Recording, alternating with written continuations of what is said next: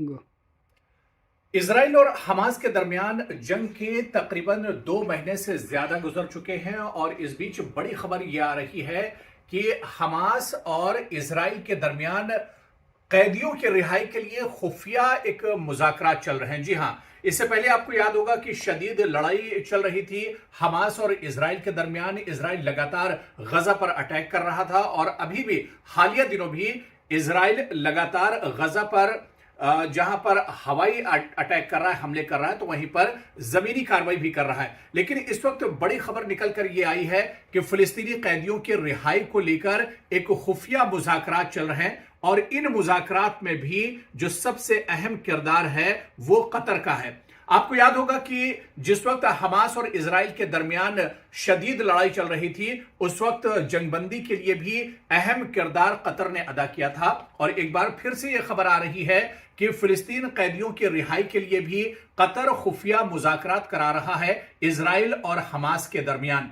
आपको बताते चले कि इन खुफिया मुज़ाकरात में तकरीबन 300 फिलिस्तीनियों को इसराइल रिहा करेगा।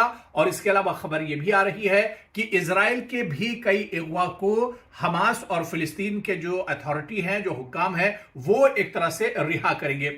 और इन मुज़ाकरात में एक खबर यह भी निकल कर आई है कि हमास का एक बड़ा लीडर, जिसे मरवान बरगूती कहते हैं, जो 2002 से ही इसराइल के पास कैद में है, उसे भी इन मुज़ाकरात के जरिए एक तरह से रिहा किया जाएगा। जो इजरायली फौज पर हमले का जिम्मेदार माना जाता है, गुनहगार माना जाता है, तो मरवान बरगूती को भी इसमें रिहा करने की बात चल रही है।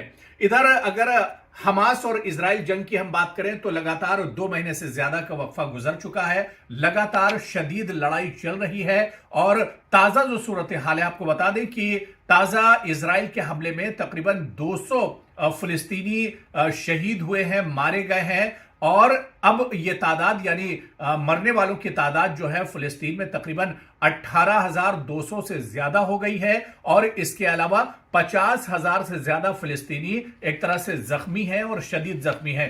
कुछ दिन पहले हमने आपको एक वीडियो में बताया था कि इसराइल का भी इस जंग में काफी बड़ा जानी और माली नुकसान हुआ है। खुद इसराइल की फौज ने दावा किया था कि 400 से ज्यादा उसके फौजी अब तक इस लड़ाई में मारे जा चुके हैं।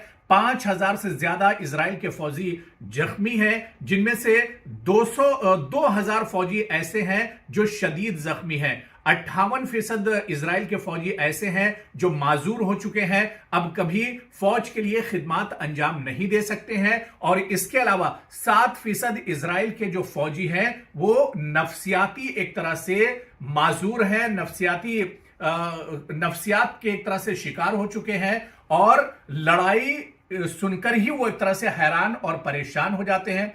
इससे पहले एक और वीडियो में हमने आपको बताया था कि इसराइल जिसे सुपर पावर कहा जाता है, जिसका सपोर्ट पूरी दुनिया कर रही है, जिसका सपोर्ट पूरे तौर पर अमेरिका कर रहा है, तकरीबन 1 लाख से ज्यादा इसराइलियों ने अमेरिका में अपनी शहरियत के लिए दरख्वास्त दी है कि वो इसराइल छोड़ना चाहते हैं और अमेरिका में बसना चाहते हैं। तो कुल मिलाकर जो जंग की सूरत हाल है, अगर फिलिस्तीन में जानी और माली नुकसान बहुत बड़े पैमाने पर हुआ है, तारीख में शायद इतना ज्यादा नुकसान नहीं हुआ है, तो दूसरी तरफ इसराइल का भी बहुत ज्यादा नुकसान हो चुका है। और इसराइल अब यह सोचने पर मजबूर है कि आखिर इस जंग से पीछे किस तरह से लौटा जाए। और शायद यही वजह है कि इसराइल अब खुफिया मुज़ाकरात करने पर एक तरह से मजबूर हुआ है।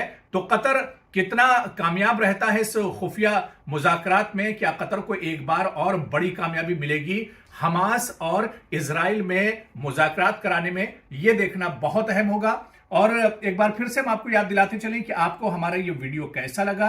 आप न्यूज़ 18 उर्दू के सोशल मीडिया पेज पर हमें अपना जवाब जरूर दीजिएगा।